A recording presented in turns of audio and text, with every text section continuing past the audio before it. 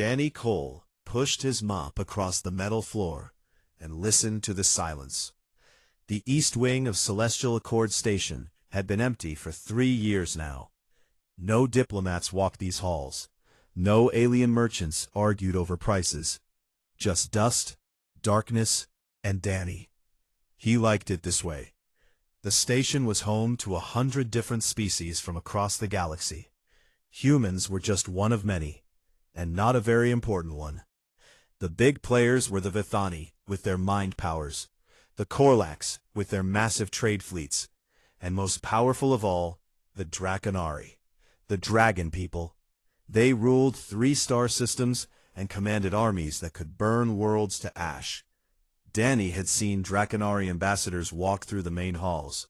They stood 8 feet tall, covered in shimmering scales of red, gold, or black. Great wings folded against their backs. Their eyes glowed like hot metal. When they walked past, everyone moved aside. Even the other powerful species showed respect. But Danny was just a janitor. He cleaned floors, emptied trash, and fixed broken pipes. Nobody looked at him twice. He was invisible. And after 12 years on the station, he had made peace with that. Tonight, he was cleaning storage room 14 when he heard something strange, a sound like breathing, but rough and wet, like someone was hurt. Danny stopped mopping. He should call security. That was the smart thing to do, the safe thing. Instead, he walked toward the sound. The corridor led to an old airlock that hadn't been used in years. The lights were broken here, so Danny used his small flashlight. The beam cut through the darkness and found a shape on the floor. It was a Draconari, but not like any Danny had seen before. This one was broken. His scales were cracked and gray, like old paint peeling from a wall. His wings were torn, with holes so big Danny could see through them. Strange metal cuffs covered his wrists, glowing with a faint blue light. The Dragon Man lay curled against the wall, shaking. Danny's heart beat fast. A Draconari on the station, hidden and hurt. This was trouble. Big trouble. The creature's eyes opened. They were gold, but dim, like a fire burning low. Fear filled those eyes when they saw Danny. The Draconari tried to move back, tried to push himself deeper into the shadows, but he was too weak. "Please," the creature said. His voice was rough and tired. "Please, just go. Pretend you saw nothing." Danny stood very still. He looked at the torn wings, the cracked scales, the fear in those golden eyes. He had a choice. He could walk away, call security, and let someone else handle this. That was what everyone expected. That was what made sense. Danny set down his mop and reached into his bag.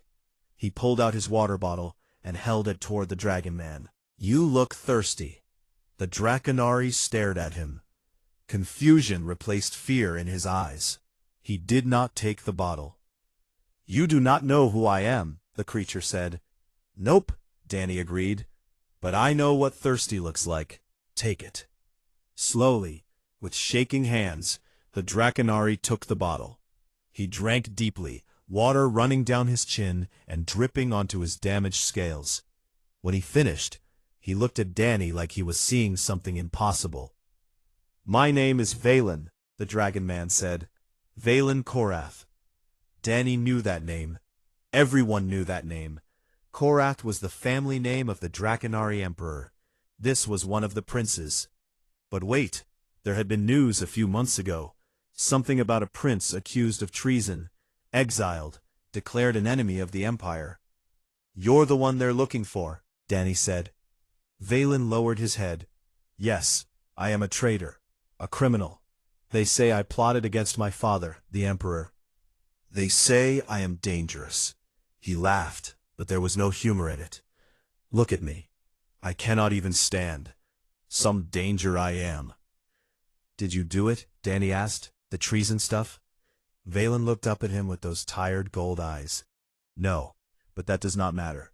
My brother made sure everyone believes I did. My own father ordered my exile. I have no friends, no allies, no hope. I came here because I had nowhere else to go. Danny scratched his head. This was way above his pay grade. He was a janitor. He cleaned things. He didn't get involved in alien royal politics. But looking at Valen, he didn't see a dangerous traitor. He saw someone who was hurt, alone, and scared.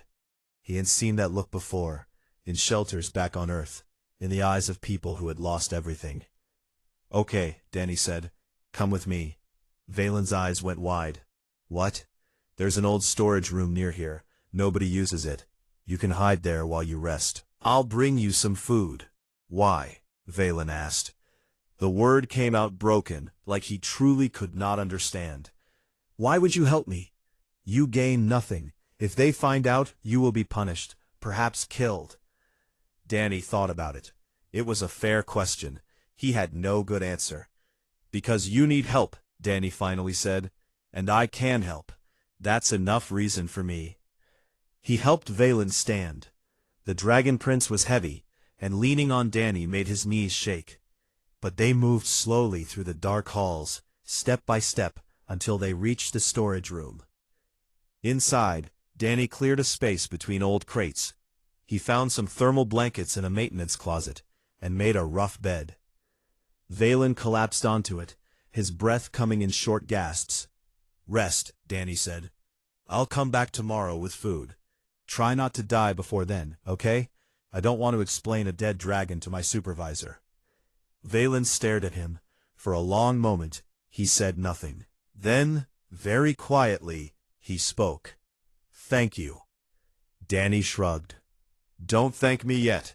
My cooking is terrible. He left Valen in the darkness and walked back to his cleaning cart. His hands were shaking, now that the moment had passed. He had just hidden a wanted criminal, an alien prince accused of treason against one of the most powerful empires in the galaxy. His mother always said his soft heart would get him in trouble. Danny picked up his mop and went back to work. The floors still needed cleaning, and tomorrow he would need to find a way to steal some food from the cafeteria without anyone noticing. 3 weeks passed, and Danny Cole became very good at lying. He told his co-workers that he was eating more because of stress. That explained the extra food he took from the cafeteria. He said he needed more medical supplies for a skin problem. That explained the bandages and medicine he stole from the maintenance closet. He claimed he liked working the night shift alone because it was peaceful. That explained why he spent so many hours in the abandoned East Wing. Nobody questioned him. Nobody cared enough to question a janitor. Every night, Danny visited Valen in the storage room. He brought food, water, and whatever medicine he could find. The Dragon Prince was healing slowly. His scales were still cracked, but some color had returned to them. His wings were still torn, but the bleeding had stopped. But more than the physical healing, something else was changing. Valen was starting to talk. At first, he said very little. He ate the food Danny brought and slept for hours. But as the days passed, he began to share pieces of his story. His voice was quiet, like he was afraid someone might hear. He told Danny about the Draconari Empire, about his father, Emperor Korath, who had ruled for over 800 years, about his 3 brothers, all competing to become the next emperor, about a court filled with lies, plotting, and violence. Among my people, weakness is death, Valen said one night. If you show pain, others will use it against you. If you show kindness, they will call you soft and take what is yours. I learned to hide everything I felt. I learned to trust no one. Danny sat on a crate, eating a sandwich. That sounds exhausting. Valen made a sound that might have been a laugh. It is, but it is how we survive. We humans have a different approach, Danny said. We just annoy each other until we become friends. This time, Valen actually laughed. It was a rough sound, like he was out of practice, but it was real. As the nights continued, Danny learned more. He learned that Valen loved reading, especially old Earth books that had been translated into Galactic Common. He learned that Valen had once wanted to be a scholar, not a warrior, but his father had forbidden it. He learned that Valen had a secret fear of deep water and a secret love for sweet foods. Danny brought him chocolate the next night. Valen ate it like it was treasure. But not everything they talked about was light. One night, Valen finally told Danny the full truth about his exile. "My eldest brother, Sareth, will be the next emperor," Valen said. His voice was heavy. "He is strong, cruel, and hungry for power. But ruling our empire is not enough for him. He wants war." "War with who?" Danny asked. "Your people. Humanity." Danny felt cold. "What?" Valen nodded slowly. "Sareth believes humans are weak. He thinks your worlds would fall easily. He has been building a secret fleet, making plans, buying allies. When he becomes emperor, he will attack Earth and every human colony. Billions will die." Danny's sandwich suddenly tasted like dust. "And you found out about this?" "I discovered his plans by accident. I tried to warn my father. I thought the Emperor would stop Sareth. Instead, Sareth learned what I had done. He moved faster than I expected. He created false evidence showing that I was the traitor, that I was plotting against the throne. My father believed him." Valen's claws scraped against the floor. "I was arrested, stripped of my title, and sentenced to exile. The inhibitor cuffs block my fire breath and most of my strength. I am no threat to anyone now. But Sareth wanted more. He sent hunters after me. They caught me near this station, beat me, and left me to die. They thought I would crawl away and perish in shame. Instead, I found this place." "And then a janitor found you," Danny said quietly. "Yes." Valen looked at him. "A janitor who offered me water instead of death." They sat in silence for a long moment. "So what do we do?" Danny asked. "There must be someone we can tell. Some way to stop this war." "Who would believe me?" Valen said. "I am a disgraced prince. My word means nothing. Sareth has made sure of that. The war will come, and I cannot stop it." Danny wanted to argue, but he didn't know what to say. He was a janitor. He had no power, no connections, no way to reach the people who could make a difference.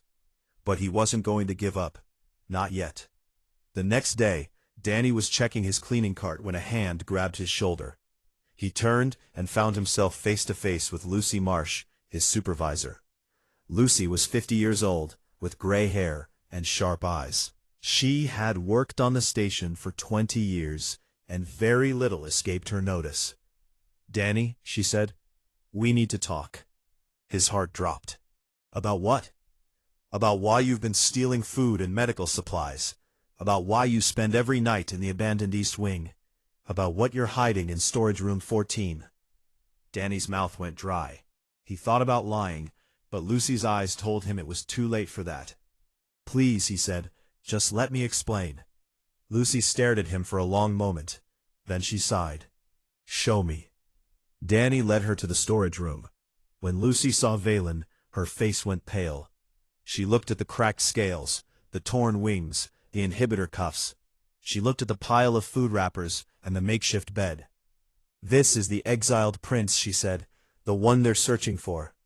"He's innocent," Danny said quickly. "He was framed. His brother is planning a war, Lucy, a war against humans."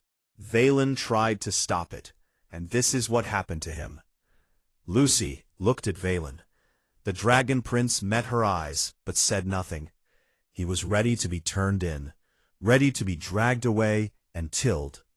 Lucy closed her eyes. She took a deep breath.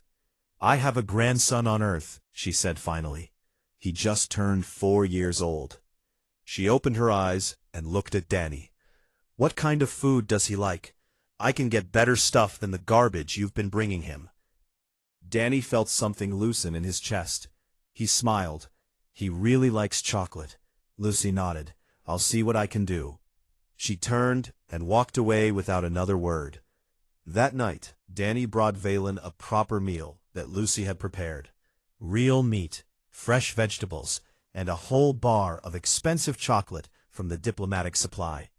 Valen ate slowly, savoring every bite. When he finished, he looked at Danny with those gold eyes full of wonder. "Your people," he said softly. "You are so strange. You help for no reason. You trust for no reason. You risk everything for strangers. How do you survive like this?" Danny thought about it. "I think that's exactly how we survive," he said. Far across the galaxy, in a throne room carved from black stone, Emperor Korath the Undying watched a small screen with very old eyes. The screen showed a storage room on Celestial Accord Station. It showed his son, Valen, sitting on a pile of blankets and eating chocolate. It showed a human janitor sitting nearby, telling some story that made Valen laugh. The Emperor had ruled the Draconari Empire for 847 years. He had seen empires rise and fall. He had burned worlds and built new ones. He had killed his own father to take the throne, as was tradition. Nothing in the universe surprised him anymore. But this surprised him. The hidden cameras in the station had been placed there decades ago. The Emperor liked to watch, to know what happened in the galaxy's shadows. When his son was exiled, Korath had tracked him to the station. He expected to watch Valen die alone, as traitors deserved. Instead, he watched a human janitor offer his son a bottle of water. Korath had watched for 3 weeks now. He saw the human bring food and medicine. He saw the long conversations late at night. He saw his son smile and laugh, things Valen had not done since he was a child.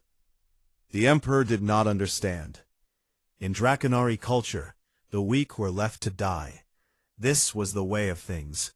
It made the species strong. When Korath had been young, his own father had beaten him bloody to teach him the price of failure. Love was weakness. Mercy was stupidity. Only power mattered. But this human had no power. He was a cleaner of floors, the lowest position on the station. He had nothing to gain from helping Valen. In fact, he had everything to lose. If he was discovered, he would be arrested and probably executed. Yet he helped anyway. Why? Korath thought about humans. They were a young species, barely a few thousand years old. They had no natural weapons, no scales, no claws, no venom. They died easily. They were small and soft and broke with little effort. And yet, they had spread across hundreds of worlds in just a few centuries. They had built ships, stations, and colonies. They had survived wars, plagues, and disasters that should have destroyed them. Somehow, this weak species had become one of the major powers in the galaxy. Korath had never understood how. Now, watching this janitor, he began to wonder if he had been looking at humans all wrong. He turned off the screen and sat alone in the darkness of his throne room. He had a decision to make. His son Sareth had brought him proof of Valen's treason, documents, recordings, witness testimony. It had been convincing. Korath had believed it without question, and ordered Valen's exile. But watching Valen these past weeks, Korath had seen something in his son's eyes. Not guilt, not shame, just sadness and confusion, like someone who had been hurt for reasons he could not understand. The Emperor was old, but he was not blind. Perhaps he had made a mistake. Perhaps he had believed a lie. He called for his most trusted spy, a silent Draconari named Keth, who had served him for 300 years. "Investigate Sarath," the Emperor ordered. "Every document, every meeting, every plan. I want to know everything my eldest son has been doing. Tell no one." Keth bowed and disappeared into the shadows. Meanwhile, on the station, things were changing. Valen was getting stronger. His scales had regained their deep red color, bright like polished rubies. His wings had healed enough that he could stretch them, though flying was still impossible. The inhibitor cuffs still blocked his fire breath, but his natural strength was returning. More importantly, something inside him was healing too. Danny noticed it first. Valen smiled more easily now. He made jokes, bad ones, but they were jokes. He asked questions about Earth, about human history, about Danny's life before the station. "Why did you become a janitor?" Valen asked one night. Danny shrugged. "Didn't have many choices. I grew up poor. No fancy education, no special skills. When the space program started hiring workers for the stations, I signed up. Cleaning toilets in space pays better than cleaning toilets on Earth." "Do you like it?" Valen asked. Danny thought about it. "I like being useful. I like knowing that when I finish a job, the place is better than when I started. It's not exciting, but it's honest work." Valen was quiet for a moment. "Among my people, such work would be considered shameful. Only the lowest castes clean and serve." "Yeah, well, your people have wings and can breathe fire," Danny said with a grin. "We can't all be dragons. Some of us have to be the guys with mops." Valen smiled, but then his face became serious. "Danny, I need to tell you something. When I am stronger, I will leave this place. I cannot hide forever. Serath's war is still coming. If I do nothing, billions will die." "What are you going to do?" "I do not know yet, but I will find a way to stop him, even if it kills me." Danny didn't like the way Valen said that. It sounded too much like goodbye. "Hey," Danny said, "whatever you decide to do, you're not doing it alone. Lucy and I are with you." Valen shook his head. "This is not your fight. You have already risked too much for me." "Too bad. You're stuck with us now. That's how friendship works." "Friendship." Valen said the word slowly, like he was tasting something new. "I have never had a friend before." "Really? Never?"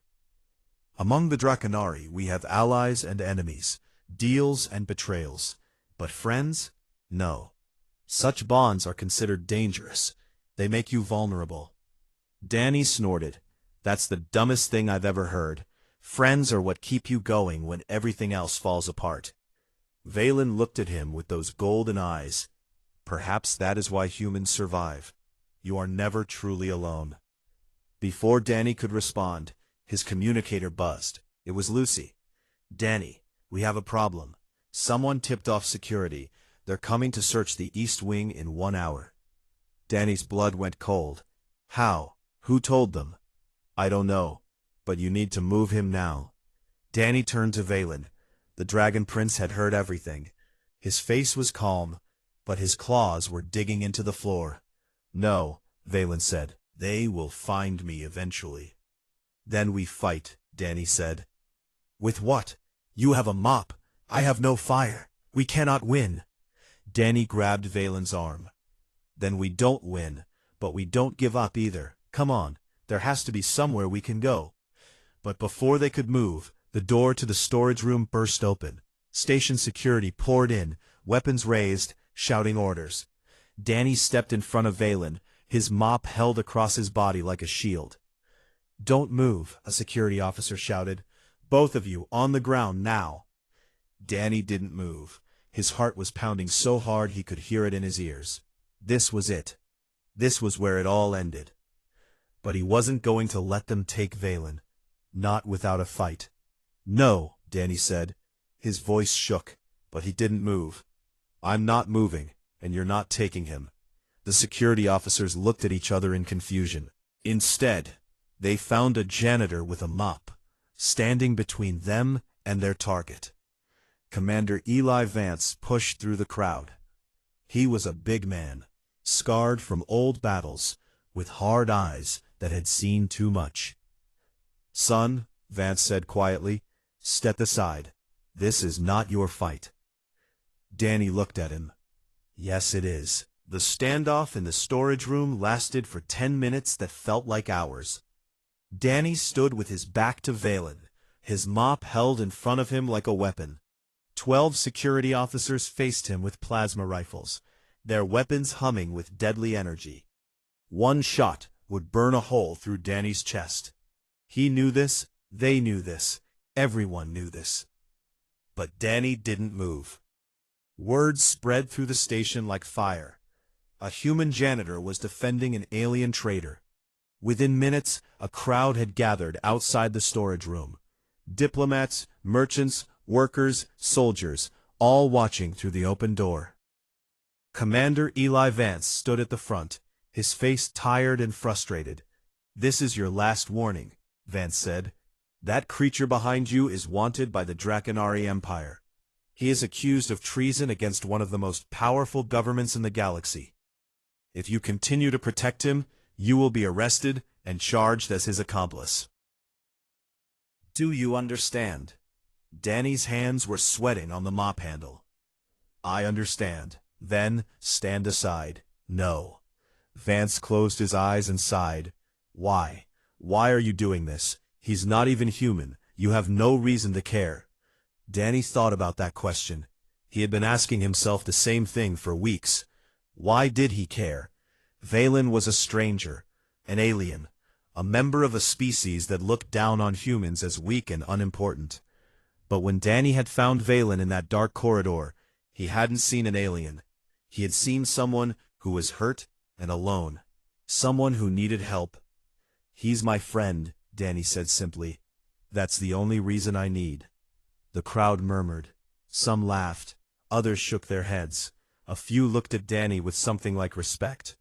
Vance raised his hand, signaling his officers to prepare. Then Valen spoke. "Stop." The Dragon Prince stepped forward, placing a hand on Danny's shoulder. His voice was calm and sad. "Danny, please, you cannot win this. They will kill you, and then they will take me anyway. Let me surrender. Your kindness has meant more to me than you will ever know. But I will not let you die for me." Danny turned to look at him. "Valen, no. If you go with them, Serath wins. Your brother starts his war and billions die. I can't let that happen. Some things cannot be stopped." "That's not true." Danny's voice was firm. "You told me that among your people, weakness is death. But here's the thing. I don't believe that. I don't believe kindness is weakness. I don't believe helping someone is stupid. I believe that standing up for what's right is the strongest thing anyone can do, even if you lose." He turned back to face Vance and the security officers. "This man tried to save lives," Danny said loudly. "He tried to prevent a war that would kill billions of innocent people, including humans. And for that, his own family threw him away like garbage. His own brother framed him and sent people to kill him. He has been beaten, hunted, and left to die, and his only crime was trying to do the right thing." Danny's voice grew stronger. "So go ahead, arrest me, shoot me, do whatever you want, but I'm not moving. Because someone has to stand up for the people who can't stand up for themselves. Someone has to believe in the people that everyone else has given up on." Silence filled the room, and then every screen on the station flickered to life. A face appeared, ancient and terrible. Eyes like burning gold, scales the color of dried blood, wings that stretched wider than any door could hold. It was Emperor Korath the Undying, ruler of the Draconari Empire, speaking from his throne room far across the galaxy. Everyone in the corridor dropped to their knees. Even Vance lowered his head. The security officers stumbled back, weapons forgotten. Only Danny remained standing, too shocked to move. "I have watched," the Emperor said. His voice was deep and slow, like thunder rolling across mountains. "For weeks I have watched through hidden eyes. I saw what you did, human. I saw everything." Danny's mouth went dry. This was it. The Emperor himself was going to order his death. But the Emperor was not looking at Danny. He was looking at his son. "Valen," Korath said, "I have ordered an investigation into your brother's activities. My spy, Keth, has discovered the truth. The evidence against you was created by Sereth. The witnesses were bribed or threatened. You spoke the truth. You tried to warn me, and I did not listen." Valen's legs gave out. He sank to his knees, his eyes wide with shock. "Father," he whispered. Sereth planned to start a war with humanity, Korath continued. He built a secret fleet. He made deals with our enemies. He intended to kill billions and claim their worlds for himself. I have ordered his arrest. His fleet has been destroyed. The war will not happen. The crowd exploded with noise. People shouted, cried, embraced each other. Vance looked like someone had hit him in the head with a brick. But the Emperor was not finished. Your honor is restored, Valen. Your title is returned. You may come home. Valen bowed his head.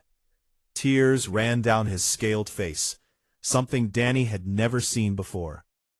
Then the Emperor turned his burning gaze to Danny.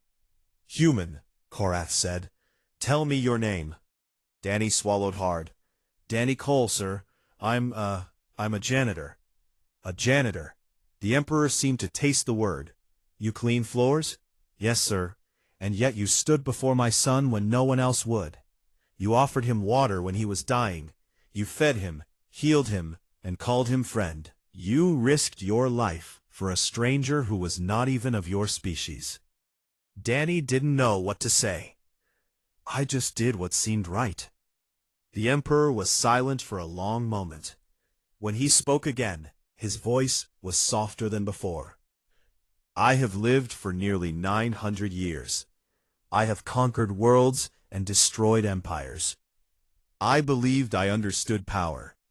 I believed I understood strength. He paused. I was wrong. The Emperor leaned forward on his throne. You, Janitor, have shown me something I have never seen before. True strength is not in fire or claws or armies. True strength is in the courage to be kind when kindness costs you everything. My entire empire, with all its power, failed my son. But you, with nothing but a mop and a good heart, stood where we would not. Korath rose from his throne, a sight that made even the bravest viewers tremble. The Draconari Empire owes you a debt, Danny Cole. Wealth, land, title, anything you desire. Danny blinked. He looked at Valen, who was staring at him with wonder and gratitude. He looked at the crowd, at Lucy pushing through to the front, at Vance, still frozen in shock. I don't need a reward, Danny said. I didn't help Valen for money or titles. I helped him because he needed help. That's it. The Emperor stared at him for a long moment. Then, for the first time in centuries, Emperor Korath smiled. Perhaps, the Emperor said, we have much to learn from humanity. The screen went dark, and in the storage room, Danny finally let out the breath he had been holding for what felt like forever. Valen grabbed him in a hug that lifted Danny off his feet, tears still streaming down the Dragon Prince's face. Thank you, Valen whispered. Thank you for believing in me. Danny patted his friend's back awkwardly. Hey, what are friends for? The weeks that followed changed everything. Valen was taken to a Draconari medical ship that arrived at the station within days. The best doctors in the Empire worked on him. They repaired his scales until they shone like polished rubies. They healed his wings until they were stronger than before. They removed the inhibitor cuffs, and for the first time in months, Valen breathed fire again, a golden flame that lit up the medical bay. His brother Sereth was put on trial before the entire Empire. The evidence was overwhelming. Secret recordings showed him planning the war against humanity. Documents proved he had created false evidence against Valen. Witnesses came forward, now that they no longer feared his power.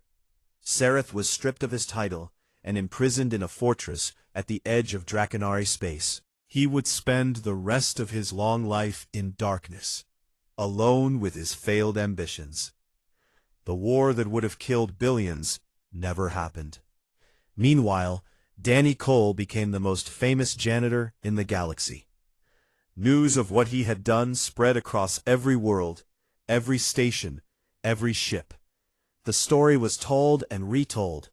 A human janitor who stood against an empire with nothing but a mop. A cleaner of floors who showed mercy to a fallen prince. a nobody who changed history. Danny hated the attention. Reporters wanted interviews. Politicians wanted photographs. Companies offered him money to put his face on their products. He turned down everything and went back to work. "The floors don't clean themselves," he told Lucy when she asked why he wasn't enjoying his fame. 3 months after the standoff, Valen returned to Celestial Accord Station. He arrived on a massive Draconari warship that blocked out the stars. He walked through the main corridor in full royal armor, his scales gleaming, his wings spread wide. Guards followed him, and diplomats bowed as he passed. But Valen walked past all of them. He found Danny in the East Wing, mopping the same floor where they had first met. "You look better," Danny said, without looking up. "How are the wings?" Valen smiled. "Strong. I flew yesterday for the first time in a year." "Good for you." Valen stood there for a moment, watching Danny work. The silence between them was comfortable, like it had always been. "My father has made me commander of a battle fleet," Valen said. 12 warships, over 50,000 soldiers. I have been given lands, wealth, and a seat on the Imperial Council. I am now one of the most powerful beings in the Empire. Danny kept mopping. "That's nice. I want you to come with me." He looked up at Valen. "Come with you where?" "Anywhere. Everywhere." Valen stepped closer. "I can give you anything you want. A mansion on a paradise world, a ship of your own, a title that would make you respected across the galaxy. You saved my life, Danny. You saved billions of lives. Let me repay you." Danny leaned on his mop and thought about it. He thought about mansions and ships and titles. He thought about never having to clean another toilet again. He thought about living like a king instead of a janitor. Then he shook his head. "No thanks." Valen stared at him. "No? Do you understand what I am offering?" "Yeah, I understand," Danny shrugged, "but I didn't help you for a reward. I helped you because you needed help. If I take your gifts now, it turns what I did into some kind of deal. Like I only saved you because I wanted something in return. That is not how I see it. But it's how I see it." Danny smiled. "Besides, I like my life here. I know it doesn't look like much. I clean floors, and fix pipes, and eat cheap food in the cafeteria. But it's honest work. It's my work. And at the end of the day, I can look at myself in the mirror and know exactly who I am." Valen was quiet for a long moment.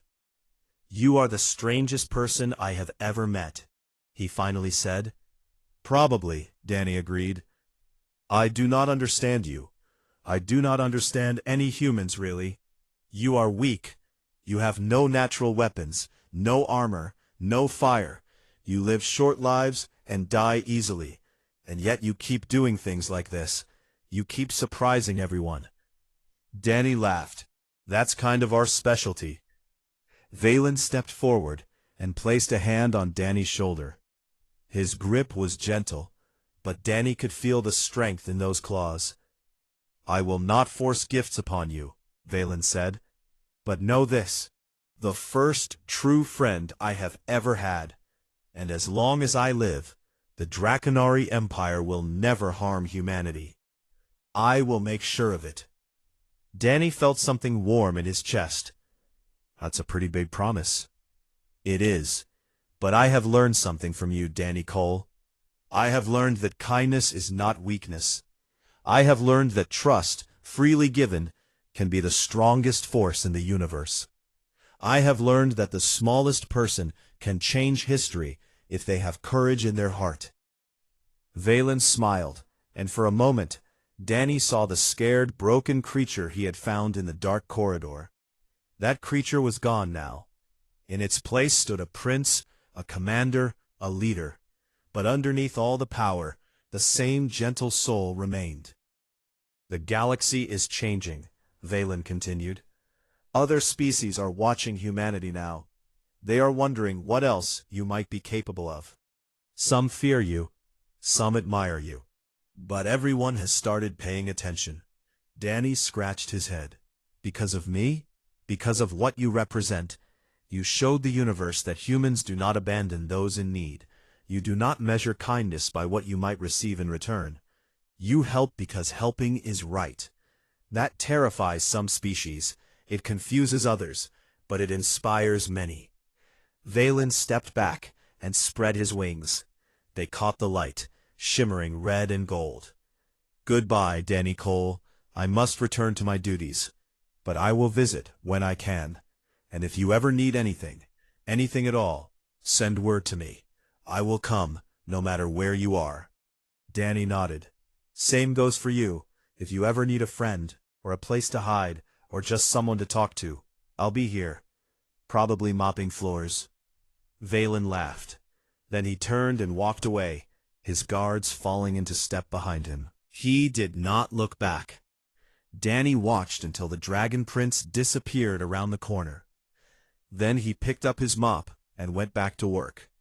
Later that night, Lucy found him in the cafeteria, eating a sandwich. You turned down everything, she said, sitting across from him. Riches, titles, power, you turned it all down. Yep. Why? Danny took a bite of his sandwich and chewed slowly. He thought about how to explain it. When I was a kid, he said, my mom worked 3 jobs to keep us fed. We never had much, but she always told me that who you are is defined by what you do when no one is watching, by the choices you make when there's nothing in it for you. He looked at Lucy. I didn't save Valen to become rich or famous. I saved him because he was hurt and alone and scared. That's it. If I take rewards for it now, I turn a good thing into a transaction. And I don't want that. You're a strange man, Danny Cole. So people keep telling me. They sat in comfortable silence for a while. What do you think happens now? Lucy asked. With the Draconari, with humanity, with everything? Danny shrugged. I don't know, but I think things might be a little better than they were before. Maybe that's enough. He finished his sandwich and stood up. Now, if you'll excuse me, I have floors to clean. And Danny Cole, the most famous janitor in the galaxy, went back to work. Somewhere among the stars, a dragon prince looked toward a small space station and smiled. He had learned many lessons in his long life, but the most important one came from a human with a mop who had taught him the true meaning of strength. It was not found in fire or claws or armies. It was found in the simple courage to be kind. And that was something humanity would always have.